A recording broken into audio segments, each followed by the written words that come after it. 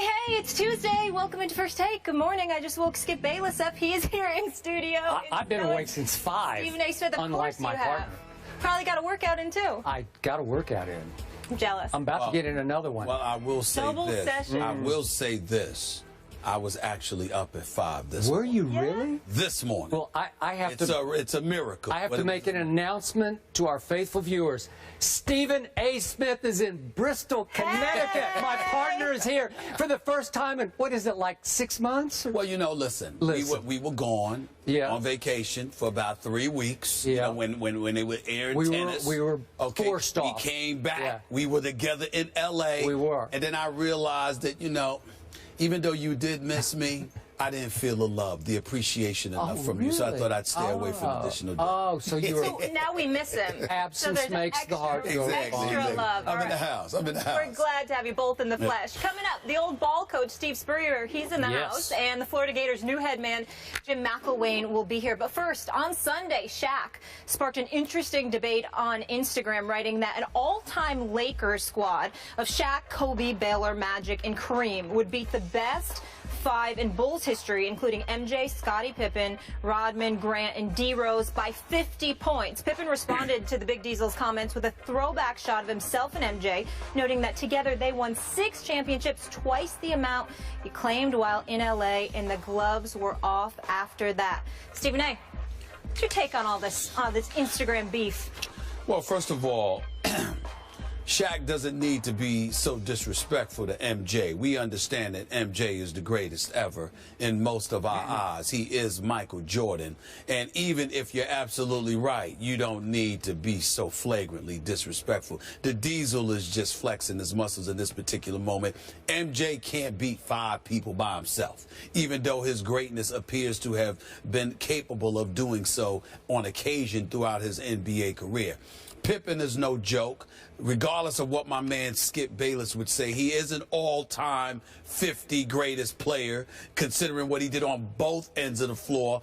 I am a Scottie Pippen fan. But at the end of the day, when you talk about a Dennis Rodman, a Horace Grant, compared to an Elgin Baylor, a Kareem Abdul-Jabbar, whatever, I mean, come on now. There's just no question that whether it's Kareem, that sky hook, the most unstoppable move in the history of the game, Shaq and his dominance, you know, the second most dominant player of all time outside of Wilt Chamberlain in terms of his physical dominance, the greatness of Magic Johnson, Kobe. I mean, MJ, to me, just wouldn't have enough help offensively. So when I look at it from that perspective, clearly Shaq is right. I don't know if it would be by 50 points, but I think the combination of Rodman and Horace Grant on the team being offensive liabilities and incapable of stopping a Shaq, a Kareem. Yeah, how about defensive liabilities? How about defensive mismatch? Well, they're defensive mismatch because of size. Yeah. What I'm saying is that just in terms of their prowess as defenders, I would give credit where credit is due, but they're no match. The all-time Bulls are no match for the all-time Lakers. Shaq is right about that, but he just didn't have to rub it in like that. Shaq just seems in a bad mood these days. Let's let him rub it in a little bit extra. Rub it in? I don't know what's up with him. I have a bone to pick with my man Shaquille O'Neal. I think that he rigged this game in favor of his Lakers. Totally. I think he stacked the deck in favor of his Lakers. Because if I'm not mistaken here, I think Shaquille O'Neal picked the 5 all-time Bulls. Is that the way we're supposed to? That's how I'm playing it. Because obviously the 2 teams he picked are a mismatch in favor of the Lakers. I don't think they could win by 50 because nobody will beat Michael Jordan by 50 points in any game. That's not going to happen. But let's start with that defensive mismatch. If the tallest player you're giving the Bulls is Horace Grant, he's listed at 6'10". I don't think he's more than 6'9". Did you? Were you around him a little bit? They say 6'10". Yeah, whatever. 6'9". Dennis Rodman, I covered. He's listed at 6'7". I don't think he's much more. He's listed 6'7". I'm not sure he's over 6'6". No, he is over 6'6". A below-the-rim rebounder. So those 2 are going to cover Kareem Abdul-Jabbar and Shaquille O'Neal. That's a mismatch with Magic throwing lobs. Talk about Lob City. That would be Lob City right there, right? Okay, so I'm going to I'm going to pick my own Bulls team here. I'm just going to take this opportunity to show you how, if you give me the all-time pool of Chicago Bulls players, I can pick a team that will beat Shaquille O'Neal's 5. The other thing is you want to take Shaquille O'Neal or Kareem out because they play the same position. Well, I don't care. If you want to go twins, I don't care. Okay. However you want to do it, I don't care. Against that starting 5 of the Bulls, I would play both of them because I think it would just be overwhelming inside, okay? But do you remember the great Artis Gilmore? Do you remember him? I remember him. Stood 7'2" at about, he's listed at about 240. I think he was about 260 because he was a big man. A lefty, he had stature. Play very strong. Played in San Antonio for a while. He did, but he played for 6 years for the Chicago Bulls, so I'd say he counts here, right? Played 6 years, made 6 NBA All-Star teams, 5 ABA All-Star teams, multiple all-defensive teams. So you don't think he would be some kind of a matchup for Shaquille O'Neal? Because I do. I think he couldn't stop Shaq, but I think he could bother Shaq at 7'2" to 7'1". He was physical. Yeah, very physical. And he was once an all-defensive player of the year.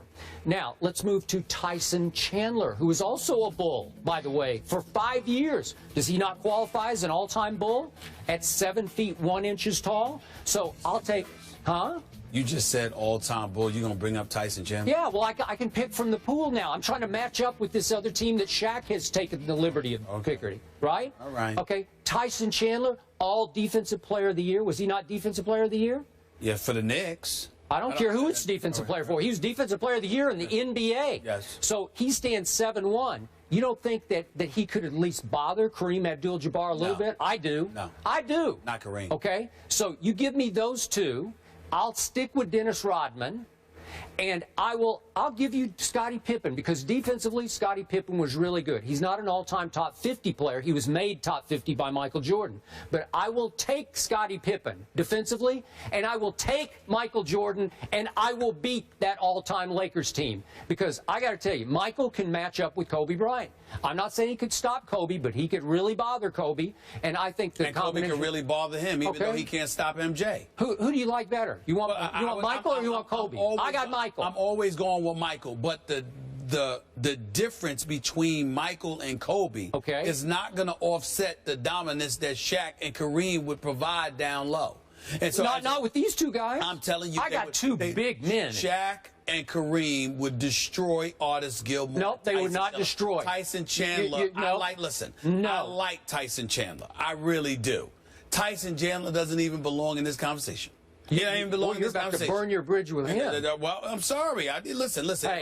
If I'm going to burn my bridge by talking about people's skill set that they put on display in front of millions, then damn it, napalm them. Because I'm going to tell the truth. Tyson Chandler, who I respect and like, does not belong in the same sentence as Shaquille O'Neal. Did he win an NBA championship? Yes, he did. He was on a team. You know what? So did Bill Wennington. So did Stacey King, Skip Bayless. So did Bill Cartwright. So did Luke Michael Jordan. Exactly. So don't give me that. Who was on the Dallas team? Don't give me that. Was Michael Jordan on the Mavericks team? Don't interrupt me when I'm talking. Don't give me these names just because they got a championship. You all know that it doesn't have just, a lot of people have a ring and they were passengers on a bus instead of drivers. So let's stop it. I'm matching up. Listen, you match up all you want to. All I'm telling you is I respect Tyson Chandler, especially in today's game. When you talk about all-time greats, you do not belong in the same conversation as Kareem Abdul-Jabbar or Shaquille O'Neal. Stop it. You're missing my point. You're matching up. I'm matching up. I know that. Shaq started it. I'm finishing it. I'm saying to you, you're just picking from the lot of Bulls because that's all you got. That's fair. That's fine. But to sit there and say, well, they'll give him a problem. They would give him a problem. Tyson Chandler is not going to give Shaquille O'Neal or Kareem Abdul-Jabbar a tough time. Artis Gilmore in his physicality could pose a problem in terms of him leaning on Kareem. But I recall him and Kareem playing through the same era, and you didn't hear much about Artis Gilmore when it came to going against Kareem Abdul-Jabbar. Kareem Abdul-Jabbar was on another level. And let's not get into the dominance of Shaquille O'Neal. The only reason why we don't sit there and put Shaquille O'Neal up as the most dominant force we have ever seen in NBA history is because Wilt Chamberlain was so dominant of a physical specimen compared to what he was going up against, even though Bill Russell won the 11 rings because he had a lot more help. The point that I'm trying to make to you is Shaquille O'Neal was the most dominant force of the modern day era and maybe the most dominant force we have ever seen in our lifetime. You don't take a conversation that he creates and says, well, I have a matchup for you and it's going to include Tyson Chandler. You just don't do that. What happened in the NBA Finals when the Bulls finally broke through and Scottie Pippen did take Magic Johnson? What happened? Well, Magic Johnson, who did Magic Johnson have? It wasn't Kareem Abdul-Jabbar and James Worthy and Byron Scott and Michael Cooper and all of those boys. Magic Johnson had Vlade Divac, if I remember correctly, and Lord knows who else. I mean, it wasn't the typical Showtime Lakers that the Bulls and Jordan beat. But Scottie did a very good job. He did an exceptional job. He did. On Magic. He did an exceptional job. But let's just put things in its proper perspective and understand that one has nothing to do with the other. That's not. There was not the Showtime Lakers that played in the finals against Michael Jordan. If and the Chicago team Bulls. I proposed played the team Shaq proposes from the Lakers, what would the score be? The team you proposed? Yeah. They'd lose by about 30, 35. 30 or 35? Are you kidding me? Yeah. Michael Jordan, with those two post players, and Rodman and Scottie would lose by 35? You are completely disrespecting by far the greatest player who ever walked on track. Michael Yes, Jordan. you are. I'm saying that when you give me Tyson Chandler with Artis Gilmore to offset Kareem Abdul-Jabbar and Shaquille O'Neal, you lose me. No. I know that Michael Jordan would do what he does, but you don't win. You don't win at all. Yes, I do. Michael Jordan would be by far the best player on the court. We need on the court. First Take is about engaging in realistic conversation. No, this is very realistic. So let's go. This is a little before your time kind of conversation. Before my time? Yes. What have you mentioned? I'm sorry, Tyson Chandler's before my time? Artis Gilmore's way before your time. Artis Gilmore's not before my time. How old are you? I'm 47. Are you lying about your age? I'm 47, and I grew up watching Artis Gilmore. I watched him when he was with the Spurs, as well as when he was with the Bulls, okay? I remember when Rod Thorne drafted Michael Jordan, for crying out loud. I remember when he played for Jacksonville in college. I remember when Portland was down 0-2 to Julius Erving and the Philadelphia 76ers and Bill Walton and Maurice Lucas and those boys, Lionel Hollins and those boys came back from an 0-2 deficit and won 4 straight